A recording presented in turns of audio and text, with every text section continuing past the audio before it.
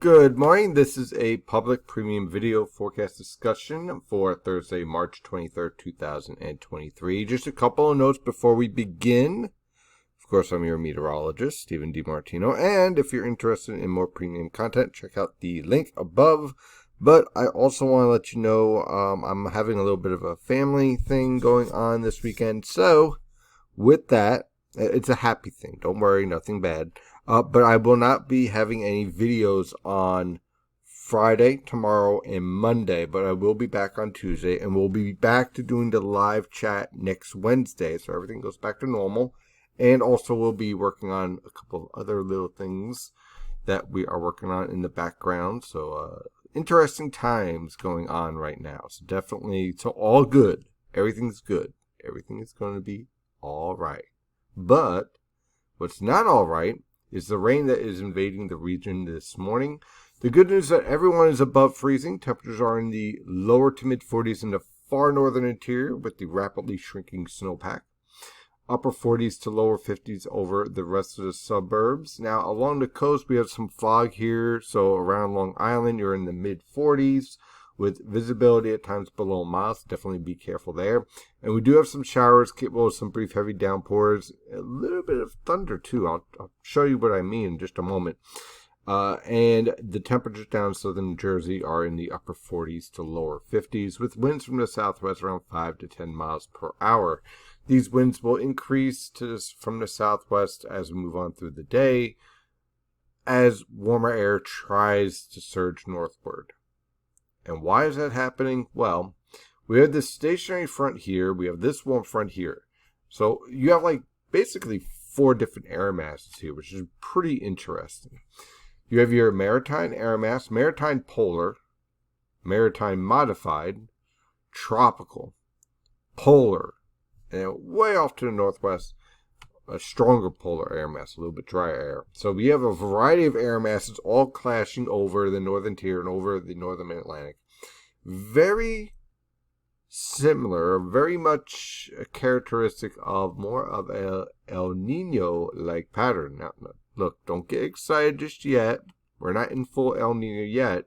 But boy, oh boy, are we seeing a lot of signals out there, which we'll talk about in just a moment. In the meantime, we have these showers moving through. Now, as they approach, they're weakening just a bit, as they are running into a little bit of dry air, nowhere near what we saw yesterday, where it just kept cloudy for the most part. But as these showers slam into this dry air, they weaken a little bit. But the good news, if you're looking for rainfall, especially as we head towards spring, we want to make sure we don't get into any droughts or anything. This column will continue to saturate, and we'll see showers moving through as a result. Now, a couple of interesting things. This is a really cool satellite picture. It kind of picks up where you get lightning strikes. So a couple of these isolated cells going all the way back to the Ohio River Valley are showing the potential for some lightning strikes and, of course, some embedded thunderstorms as a result when we see this. Nothing severe, though. But if you hear a rumble of thunder, don't be surprised by that, as some of these isolated thunderstorms will be moving through. And take a look at our upper level winds.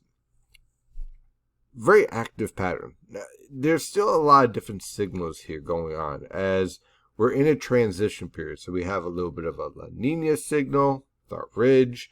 We have a little bit of El Nino signal with the robust subtropical jet stream.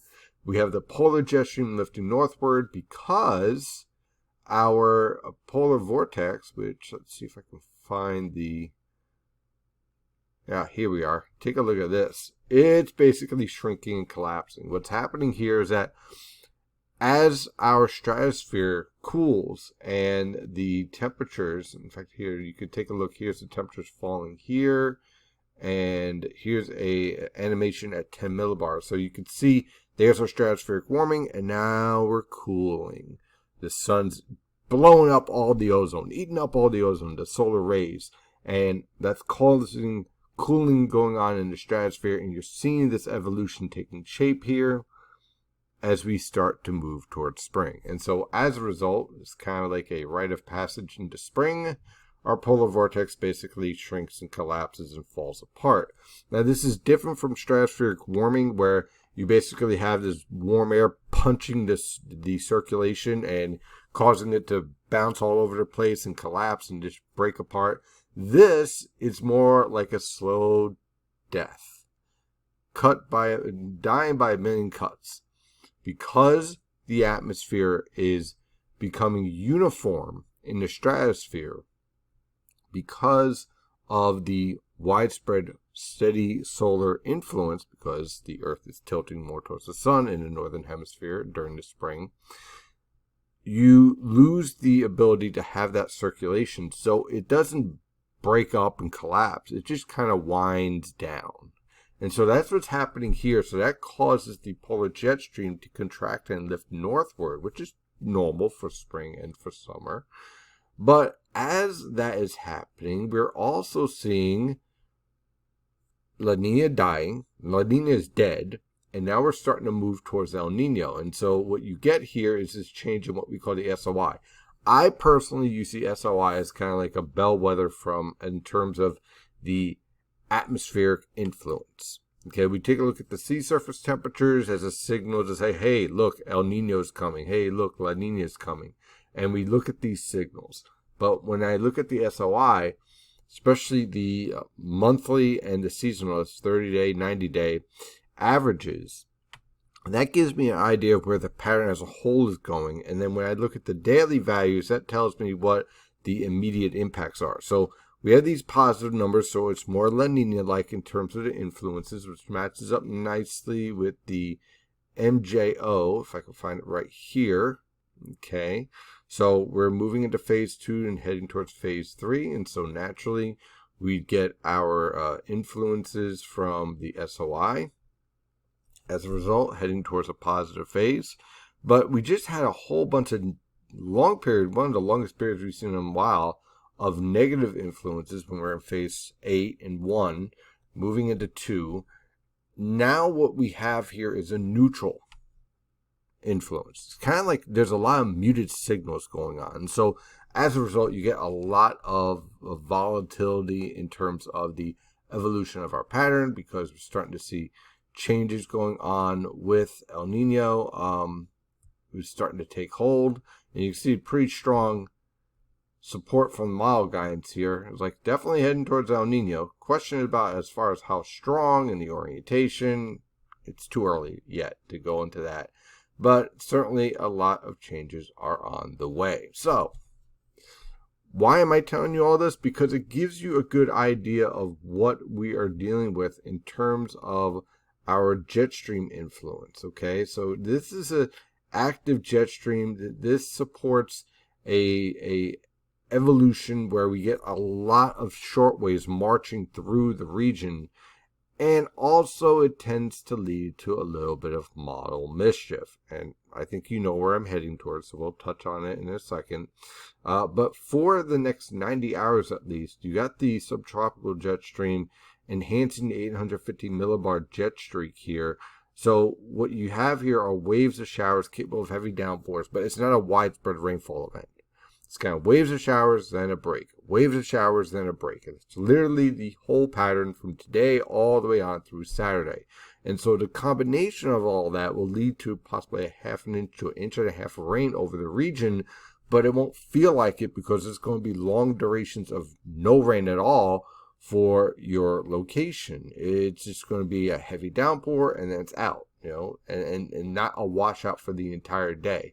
Although I would strongly suggest having an umbrella at hand as you go on through the day. Now, this is the 500 millibar heights. I like to look at this just to kind of get an idea of where we are at with the pattern. And again, what I'm looking at here on the operational European is, okay, the polar jet stream continues to feature these blocks and upper level lows, but everything's lifting northward. And so the influence lifts northward. It's getting displaced northward. Meanwhile, the subtropical jet stream is active as ever, with shortwave after shortwave coming into California, because, they go from mega drought to mega rain to mega drought to mega rain. That's California. That's normal. That's how everything works there. And you can go all the way back to prehistoric times to see that. Well, not prehistoric. It wasn't California then, but you get what I mean. This is not anything that's unusual. It's par for the course for the West Coast, especially when you're swinging from El Nino to La Nina, La Nina to El Nino. So you have this active pattern, and you can see it also in the ensembles. I like using the ensembles more for the 500 millibar pattern just to get the overall theme. Again, you never take any of this stuff verbatim, but kind of get the theme here. And the theme here is a polar jet stream lifting northward, but at the same time, various different blocks. You have still a negative PNA, so you don't get the strong western ridge that you would need for a lot of storms out in the east. But this is a very progressive pattern, a very fast-moving pattern. One that, again, when you take a look at the temperature influence, look what's going on here. Warm, cold. Warm, cold. Okay, here, let's just move it along here. Warm, cold, warm, cold. This is a progressive pattern. Nothing locks in. Nothing, including stalling storms. So, of course, I'm getting a lot of emails about this. Now, what can I say about this? First of all, it doesn't fit the pattern. But let's just go with it for a second, all right? Again, the bulk of this is happening during the middle of the day at late March. Marginal 850 temperatures and lack of a lot of snow in the air, but not much accumulating. Again, this looks like a scenario for the Green and White Mountains, maybe the top of the Poconos. You've heard this story before, right? We get like a week of excitement. We get like ridiculous snow maps from NAM, and then it collapses again. And look, rain on the coast, snow for the highest elevations. But I figure I'd touch on it because God knows there's already people putting that stuff online and calling for surprise snow for, mid-Atlantic and blah, blah, blah, blah, blah. Well, it's nonsense. But let's talk about it, because that's what I do. So the 500 millibar pattern here, this is the PVA, this is the lifting. Our first storm comes through. You get a lot of lifting going on, especially on Saturday morning and afternoon. Looks like we're going to have like a triple point low pressure system. You take a look at this, you got your maritime air mass here, your tropical air mass here, your polar air mass here. And so when you get this type of clash setting up over the region, you can get a triple point with a warm front, occluded front, cold front. And so you get this little weak low pressure system developing like a secondary low, and that can enhance your rainfall on Saturday. So it's going to be a bit of a damp day on Saturday, more widespread rainfall on Saturday than any of the other days. Mostly looks like on Saturday morning. And then this shortwave lifts through. We get a little break on Sunday with convergence and confluence aloft. And then again, another series of shortwaves moving through on Monday and Tuesday. I kept the showers in the forecast. And then you have this. This looks way overdone. It's already moving very quickly. This does not stick around. It can't stick around because it's already getting kicked off to the east. And it's very fast moving. And we have a pretty good 850 millibar low on this. But a lot of people are making the mistake like, oh, look, 850s are below freezing, snow. No, it's late March. You need a little bit colder air. You have to at least be below -6 to even be in the conversation. So when I look at this, I'm like, oh, look, rain, snow mix, blah, ugly day. Yuck. Lousy March weather. I can still say that because it'll be March 29th. And this does not look like to me like a serious situation for the Mid-Atlantic. But if you are interested in that wet, heavy snow in ski country, then this is probably the storm for you, because that's where the cold air is going to be cold enough for allowing for accumulation. And also it kicks out here pretty fast. And take a look at the rapid respawn in the warm air transport after that. So yep, it's going to be interesting, but don't be surprised if this whole thing disappears by the time we get to the next model suite. As far as Saturday is concerned, I just want to show the precipitable water values here. Stop this move. Here we go. In the afternoon, when you get this type of enhancement here, this supports heavy widespread rainfall, and so that's why we're looking at the bulk of a rainfall for this weekend basically occurring on Saturday morning into early Saturday afternoon, and then it clears out because the deepest moisture clears out, and then you pretty much start to back down. So let's dive into this forecast for the next 7 days. Go back here. Okay, so for today, periods of showers, possibly embedded thunderstorm or two. Look for some of these showers capable of a heavy downpour, and also watch out for your reduced visibility at times. Temperatures will range from the upper 50s to lower 60s for most of the region. If we get enough sunshine, don't be surprised if parts of the Philadelphia metro and southern New Jersey pushes up into the mid to upper 60s. And if we actually get a break, yeah, maybe 70 degrees around, let's say, Wildwood, Cape May. But I also see a lot of cloud cover, so I'm kind of backing away from that idea.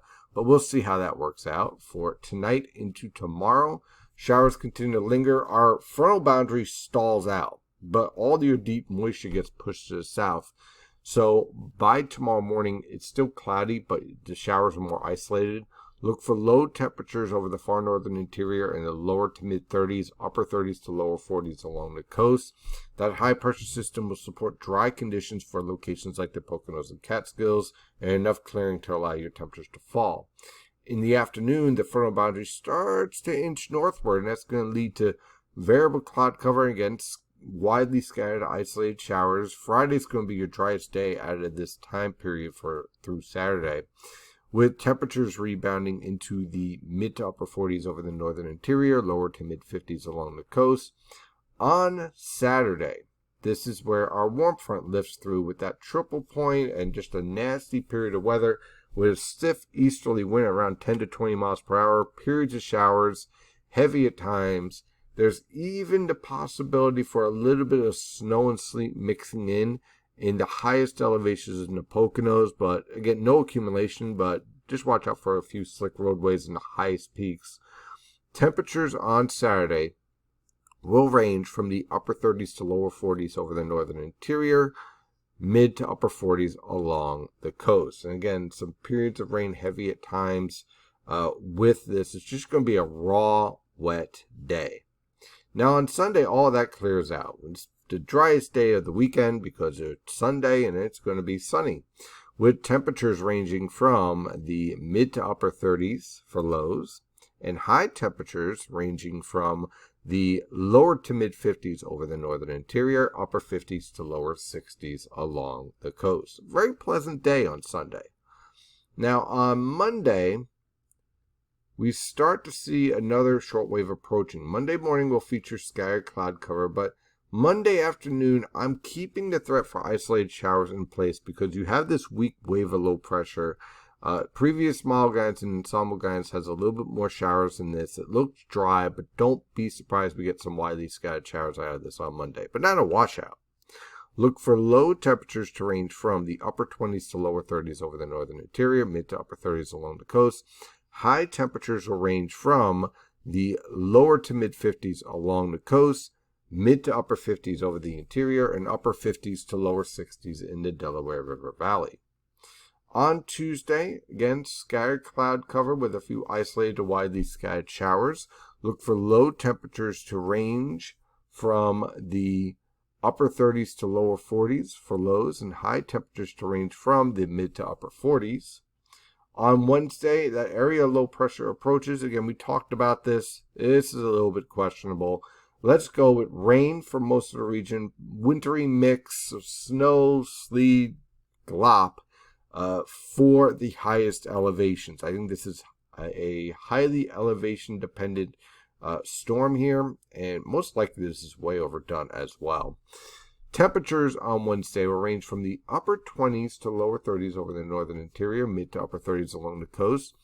High temperatures will range from the upper 30s to lower 40s over the northern interior, mid to upper 40s along the coast. Again, don't buy into the intensity nor the snow maps. I know they're already going to be posted. take them, crumble them up, burn them, use them for kindling for your fire as you get ready for your barbecue. But that is about it. This right here is nonsense. Now, maybe up in New England, highest elevations, and not so much. Then on Thursday, we dry out. High pressure will be in control with scattered cloud cover.